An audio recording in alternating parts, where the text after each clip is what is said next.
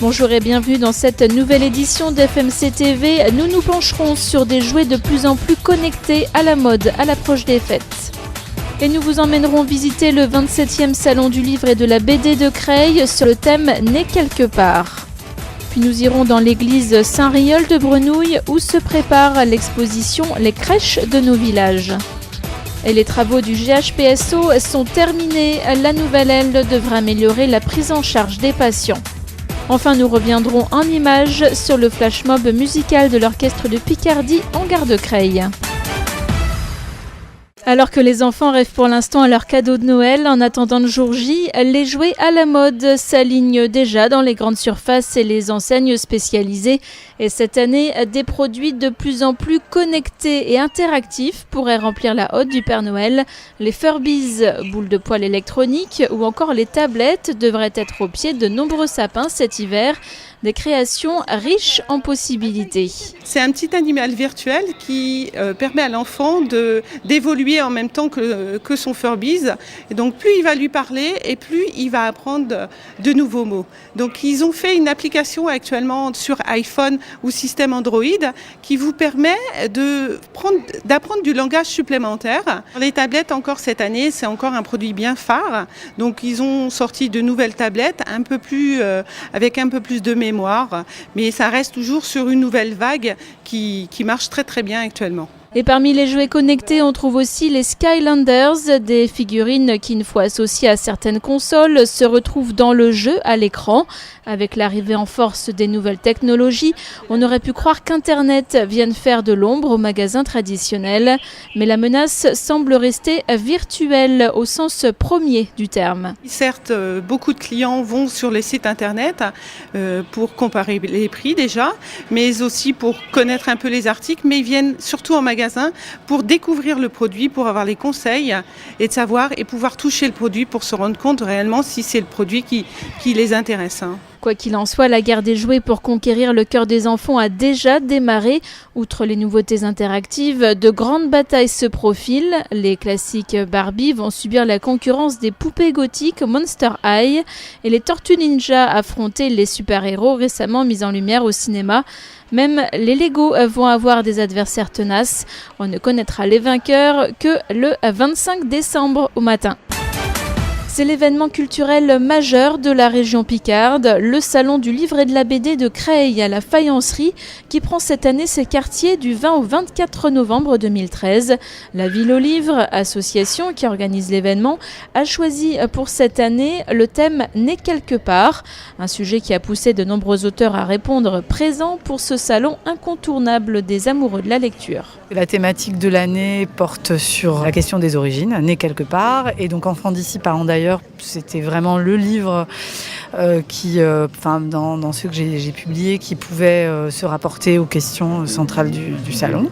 Et voilà, j'ai rencontré des scolaires ce matin, j'étais très heureuse de discuter avec eux, expliquer des choses difficiles à comprendre, complexes, sans jamais abdiquer de leur complexité, mais les rendre effectivement, alors vous dites digeste, moi je dirais peut-être clair, ou en tout cas parfois même faire passer de l'émotion ou des sensations. Comme toujours, le Salon du Livre et de la BD a mis en avant à la Faïencerie de Creil un choix impressionnant d'ouvrages, livres historiques, romans, best-sellers et même créations littéraires pour les plus jeunes.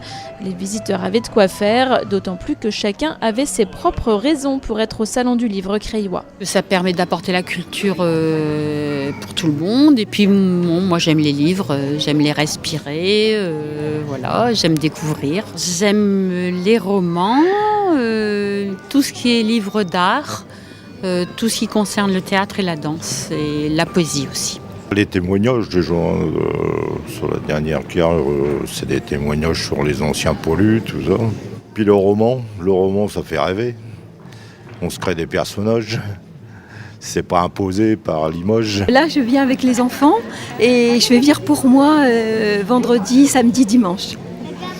Où je vais essayer d'aller écouter des contes. Là, ça va vraiment être pour moi.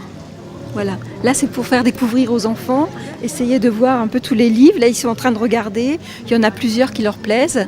Et donc après, on va en choisir un chacun. Le Salon du Livre a également privilégié l'interactivité avec les visiteurs, notamment grâce à des contes dispensés aux enfants. Tous les ingrédients qui font chaque année le succès du Salon du Livre étaient donc réunis une fois encore. Ce n'est donc pas un hasard si l'événement attire à chaque édition environ 16 000 personnes. Alors que les fêtes de fin d'année approchent à grands pas, arrive également la période des incontournables et traditionnelles crèches de la Nativité. À l'église Saint-Riol de Brenouille se prépare d'ailleurs l'exposition Les crèches de nos villages, un événement qui va regrouper pas moins de 75 créations, ce qui demande un travail de préparation considérable. Ça fait exactement 2 mois que nous sommes dans cette église à préparer les supports, l'électricité, et depuis 15 jours, c'est le transfert des crèches, puisque certaines sont volumineuses et surtout fragiles de par leur consistance. Nous avons mis l'accent spécialement sur la République tchèque, puisque nous avons fait un partenariat avec un village qui s'appelle Ratenice en République tchèque, qui nous a envoyé, et nous la verrons, une crèche, la crèche des apiculteurs de la République tchèque. Certaines œuvres sont quant à elles arrivées à Brenouille depuis les États-Unis, une preuve que la crèche de Noël est une tradition qui dépasse de bien loin les frontières. Cependant, malgré la créativité sans fin de ceux qui réalisent des crèches, toutes ont un point commun, Jésus, le nouveau-né, ainsi que toutes les personnes qui sont autour de lui pour sa naissance. La composition des crèches, au minimum, nous retrouvons toujours Joseph, Marie et l'enfant Jésus. Ça, c'est le minimum qu'on retrouvera dans les personnages, quelquefois en un seul bloc. Et puis ensuite, tourne autour de ces personnages les animaux, l'âne et le bœuf, on a l'habitude, les rois mages, qui arriveront bien plus tard. Et ensuite, nous avons aussi les bergers.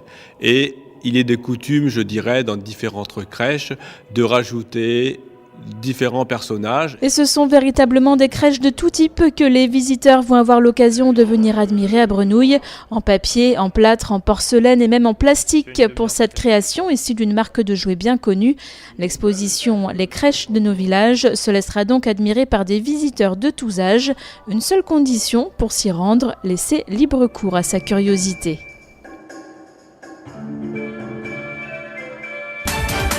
Malgré quelques retards liés au financement dans les travaux, elle est bien là. La nouvelle aile de l'hôpital de Creil, le bâtiment terminé il y a peu, est entièrement neuf, à l'extérieur comme à l'intérieur.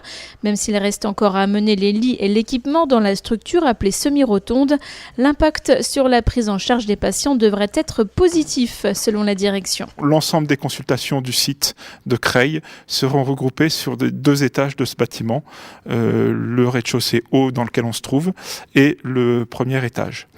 Et il y aura également le nouveau laboratoire pour le site de Creil et puis le service d'hémodialyse où les gens viennent se faire dialyser pendant des séances qui durent plusieurs heures assez régulièrement. Et donc ce service sera moderne et équipé de façon optimale et donc le confort de prise en charge sera également amélioré pour les patients qui viennent en hémodialyse. Le financement s'est fait sur les fonds propres de l'hôpital et par emprunt. Environ 120 millions d'euros ont été nécessaires pour mener à bien le projet.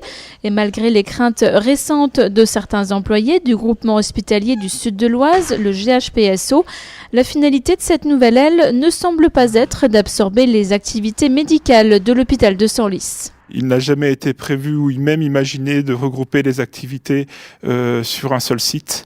Les 2 sites sont indispensables pour le groupe hospitalier public du sud de l'Oise. Même si il y a des esprits voulaient imaginer un regroupement, c'est absolument pas possible.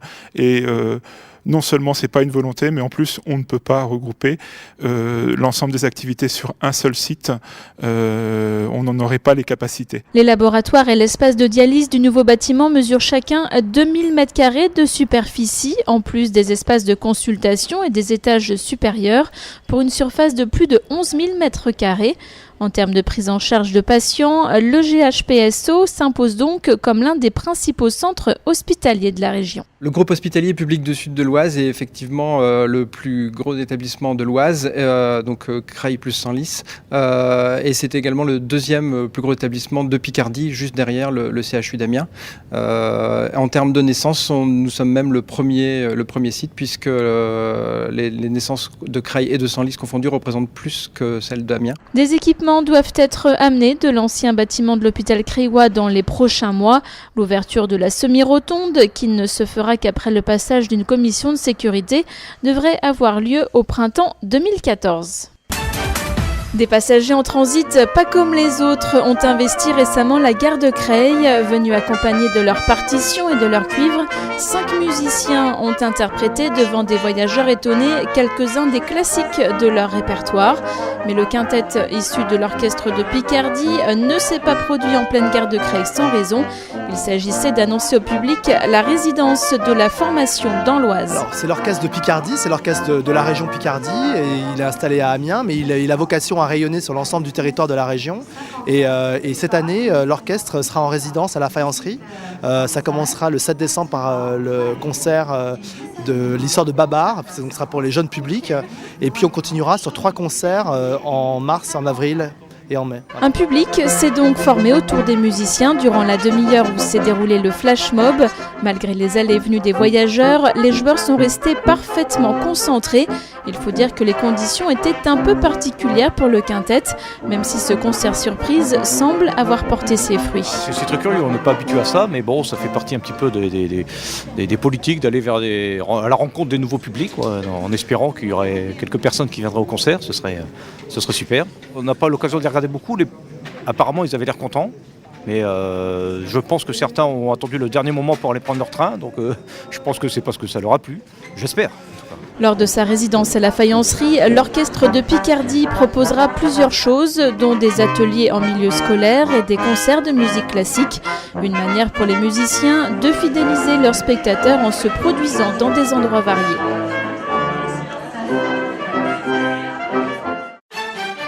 Cette édition d'FMC TV se termine. Restez connectés sur www.fmcradio.fr pour ne rien rater de l'actualité dans l'Oise.